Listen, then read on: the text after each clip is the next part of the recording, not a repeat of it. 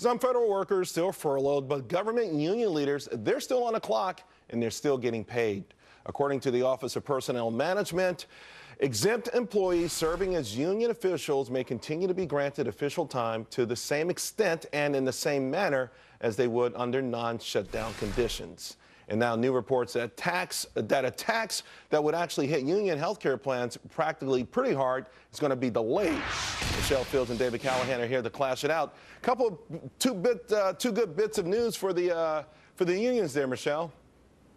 Yeah, it's completely unfair. Look, why is it that unions are constantly getting preferential treatment? You know, when it comes to the shutdown, Obama is trying to make this as painful as possible for the American people. He's closing the World War II memorial for veterans. But when it comes to his friends, his buddies who helped him get elected, well, they don't have to deal with the effects of the shutdown. They're allowed to have their jobs. And then with Obamacare, the unions are the ones who got this awful bill passed. They lobbied for it. They should have to deal with the negative effects of Obamacare, just like everyone else. They shouldn't get exemptions.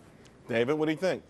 Well, I love how you're looking for some union giveaway behind every push, as if the Obama White House is the unions. I think the unions are looking for giveaways. I mean, they've been pretty upset about all of this stuff lately. They're knocking on the door trying to get it. The unions do not view Barack Obama as their big buddy. I mean, this is a president who has consistently not stepped forward to do what the unions want. Most recently, what the unions wanted was to get a major exemption from the Affordable Care Act for their multi-employer plans, which the Obama administration said no to. Now, what's happening with this excise tax that we're hearing about with the Senate deal, look, the insurance industry hates that tax. The unions hate that tax. So this is one thing that Democrats and Republicans can agree on, this one tax that they can get rid of, which will be great optics. Okay, so can the American people do that? Can the American people go to Congress and say we want to be exempted from all of these aspects of Obamacare? No, they can't. But then well, big business the unions, of course, get big business got exempted for a whole year, remember? They did get exempted for a whole year. And they're asking for more, and it's apparently they can't get what they want, but the unions can get what they want, Well, let's face it, David. I mean, unions in the last election cycle, I think it was the American Federation of State Workers, so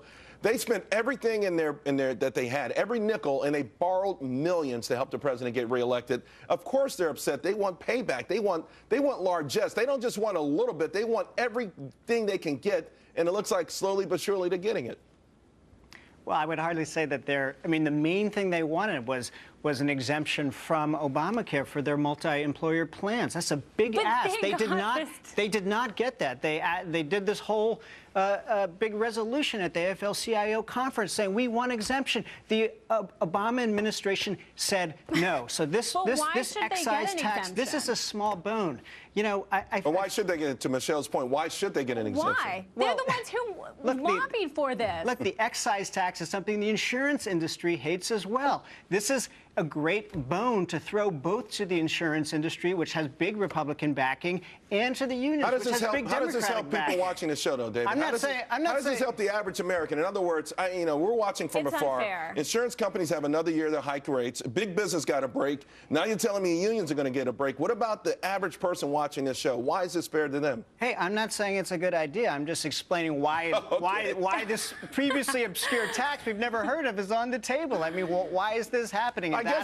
That's why it's happening. I guess, Michelle, you start with these previously obscure taxes and work your way up from there.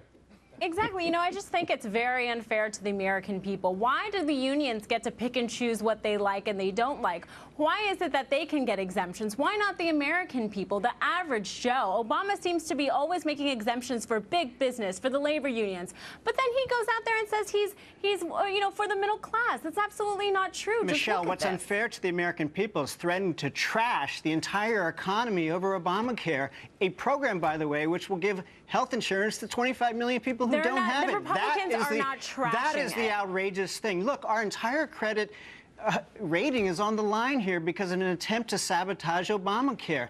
This is the most extremist thing we've ever seen in the U.S. Congress. Are you kidding me? Please tell me you're kidding me.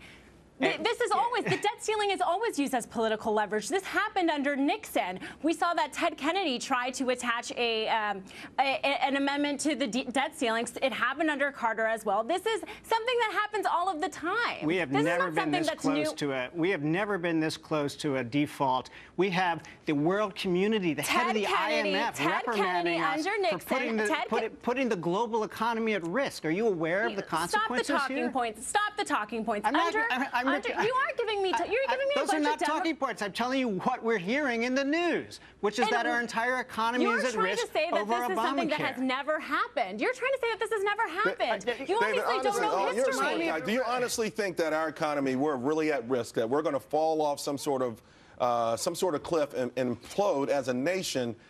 Because this is one of the only battlefields that Republicans have. The continuing resolution and debt ceiling are the only legitimate places they can go and try to fight for some of the things that they think are right as well. It feels like Russian roulette to me. Really? And what about you, Michelle? It does. You know, I think that Obama needs to be a leader. He is the leader of the free world. He can't just sit back and say, I'm not going to compromise. That's not what a leader does. He needs to participate in the political process, and he refuses to do that. All right, guys. Very spirited. Appreciate it. Thank you very much. Got to have you guys back again real soon. Okay. Especially when we don't implode.